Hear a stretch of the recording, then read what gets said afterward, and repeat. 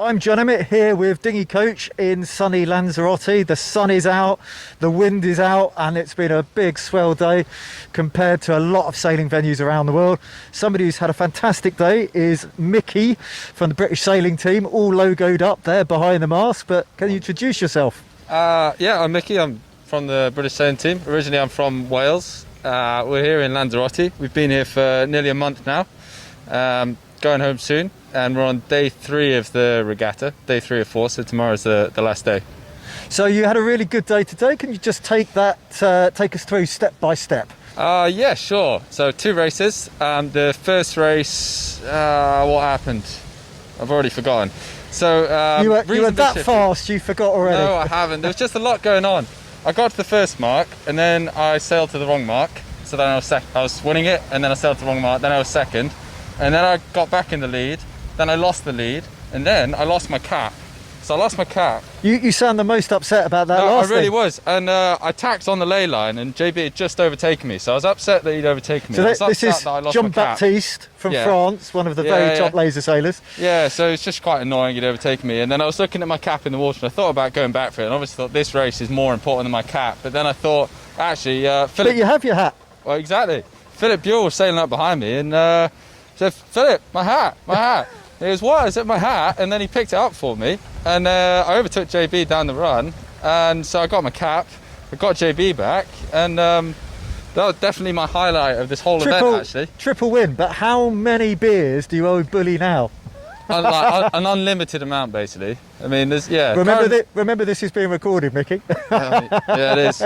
Yeah, current world champion and got my cap back. Legend. What a hero. Yeah, so that was first race. Can I ask, what was the thing with the visuals? Why couldn't you see the marks, or young man like you? It's a good question. Basically, I went around the mark and there'd been a big left shift, and the course was in a slightly different orientation to yesterday.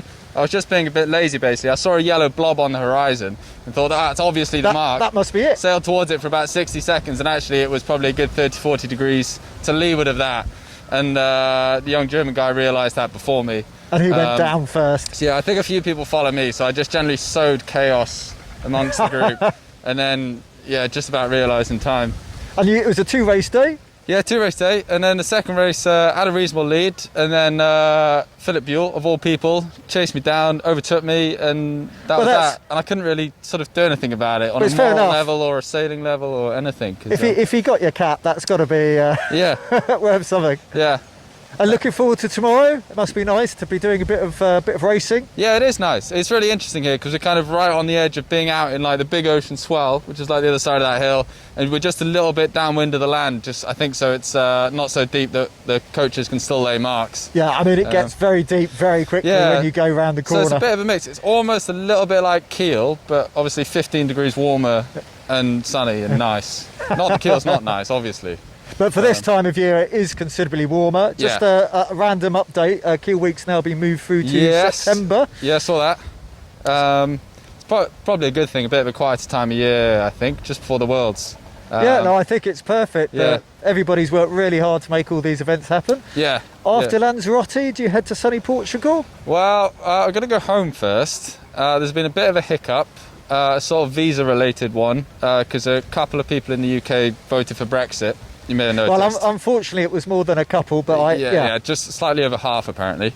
So anyway, we can't get visas to stay out, so we've got to kind of manage our days as if we were in like America or somewhere outside of Europe now. So we can't go over 90 days. So I'm going to go home for a few weeks, and then to Villamora, because I was sitting at my calendar the other night, adding up, and when I got to 90 days, I was kind of halfway through the Europeans. I went, oh, that's. Yeah, you do need to do the whole Europeans. Yes, the whole thing, and the maths. So yeah, go home and then out to Villamora. I'm really looking forward to that regatta. I think because it's a European qualification spot, and there's a lot of really good European sailors from like good countries who haven't qualified. There's over 10 people who haven't qualified, all good sailors, and the entry for the standard rig for the Ilka 7 is now full. Yeah, already.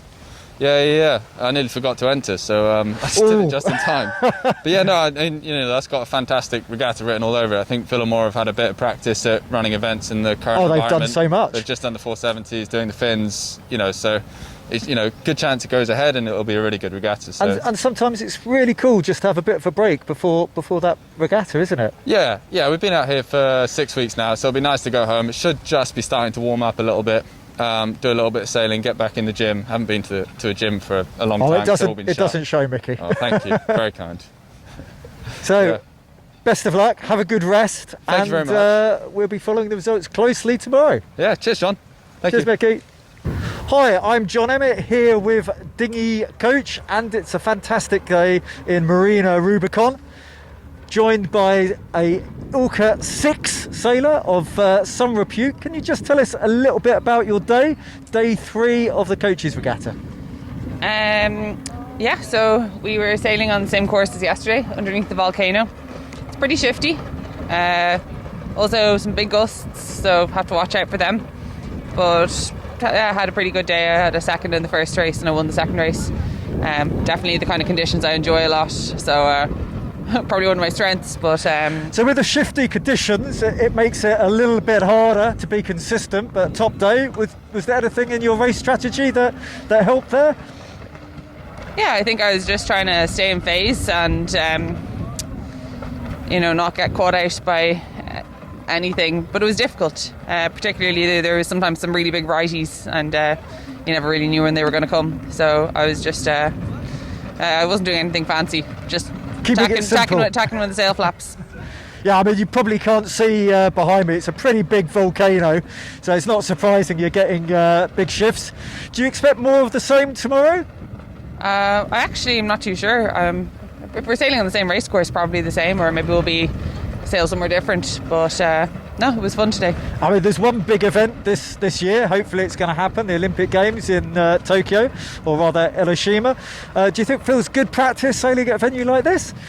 Yeah, I've actually been here for 3 months now, training away, and absolutely loving it. I think the conditions, some of them are quite similar to what we might get in Enoshima. Big swell. Maybe what we hope to get. Yeah, big swell, and even when it's can be light, there's still the swell, which is good practice. And we haven't missed a day of training for too little wind or too much wind. There's and that's always in 3 months. In 3 months, so it's definitely that's pretty unheard of when you go to training venues that are as nice as this.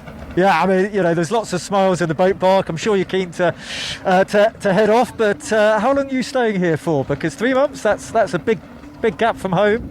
Yeah, I'm actually going to go home in a week and a half, so it's going to be a sad departure, but definitely, I've loved it, and I feel like I've benefited a lot from being here. Yeah, I mean, I see just all the top girls here. Are you coming back to Lanzarote, or what will be the next step in your campaign, do you think? The next thing that I'll be doing is going to Villamora for the event there in April, and after that, who knows? I don't think anyone knows what they're going to do. So it's pretty much, you could put your hand into a bag and just pick out an option, because it's so up in the air. But just take it as it comes, and try and enjoy whatever season we do or don't get. Oh, good answer. Well, look forward to seeing Villamora, and have a fantastic day tomorrow. Thanks. Thanks very much, John. Cheers.